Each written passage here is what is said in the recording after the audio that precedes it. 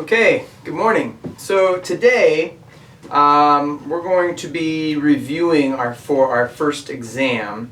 But I have a couple of announcements. I'll make these same announcements on an email I send out to all of you guys. But so I'm going to go, the agenda for right now is I'm going to go over the exam questions that you should be prepared for, like we would have done in class. And then I'm going to assign a new discussion as well. And the discussion is going to be over the material that we covered on the Constitutional Law Lecture Part 2 under Conduct Issues and Drug Testing. Now, here is the special item. If you can tell me what is different about this, right now, this lecture, compared, or really this review, compared to what was different in the con law discussion, and just as a caveat, it is not the screen behind me. I know there was a slideshow behind me, but if you can pinpoint what's different, you don't have to do the discussion. Now, you can make a guess.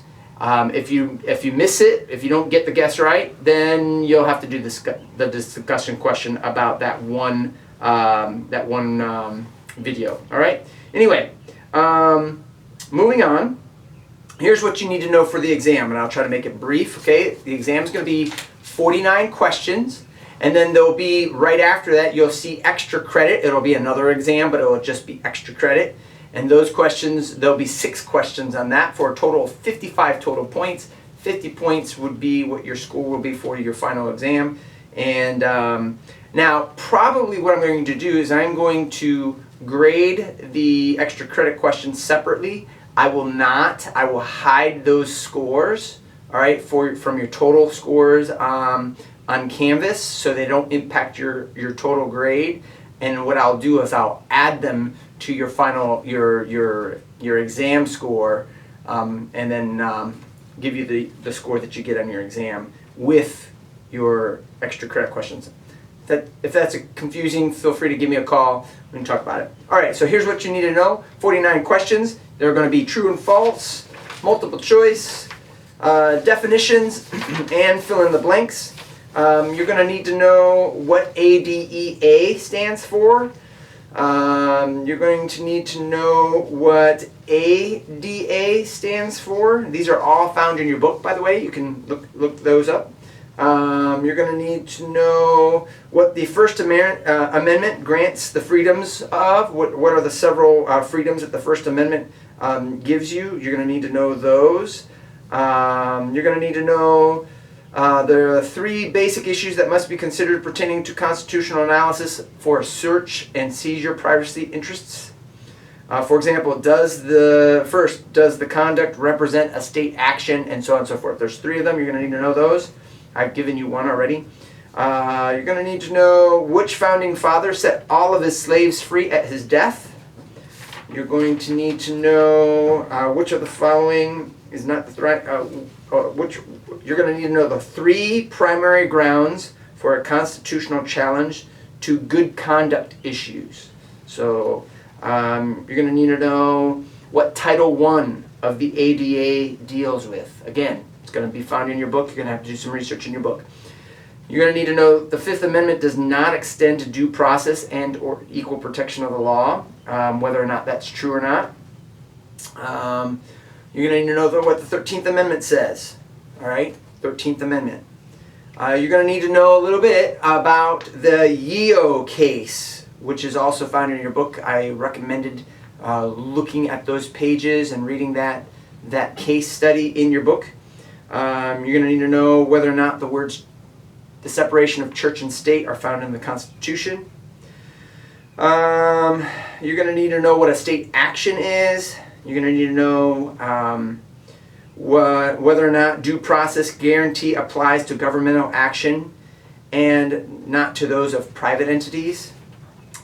You're going to need to know who said that they were, quote, drawn along by the general inconvenience of living here without them and in relationship to owning slaves. You're going to need to know a little bit about the Vernonia versus Acton case. All right. You're going to need to know what the Rehabilitation Act of 1973 was designed to do. You're going to need to know which amendment does the Miranda warning is a part of, okay?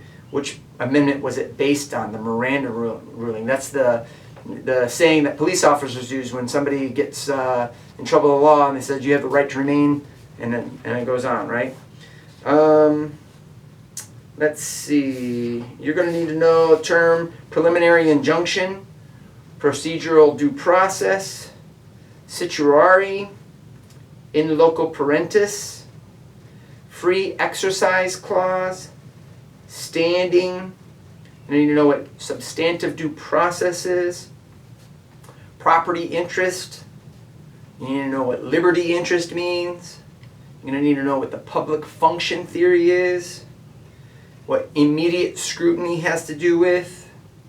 You're going to need to know what Lexis theory is, what specific performance means, what a preliminary injunction is, what procedural due process means. You're going to need to know which Constitution amendment says that an individual shall not be deprived of life, liberty, and property without due process of the law. You're going to need to know which of the following is not one of the 5 areas covering the rights of the disabled under ADA. Again, ADA is the Americans with Disabilities Act. Okay. You are going to need to know whether or not the NFL, NHL, NBA, or MLB, whether they are considered state actors or not. You're going to need to know, be up to date with the University of Colorado versus Dearden case. You need to know whether or not the United States Supreme Court recognizes a urine test as less intrusive when the sample is collected in a medical environment or not. Is it or is it not less intrusive? You're going to need to know whether taking a random mandatory urine sample for an athletics program is considered a search and seizure.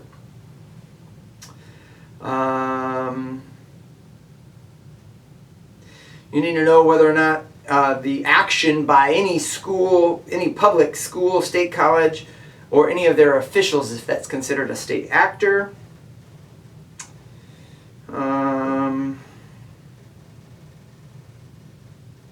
You need to know how long a temporary restraining order is usually effective for.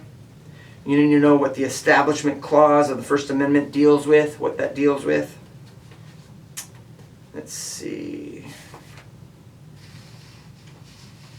You need to know which amendment deals with search and seizure. You need to know what civil document stopped the spread of slavery into the new territories.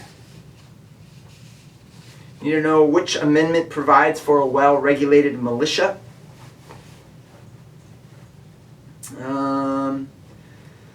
Let's see. You need to know who the Declaration of Independence was written to.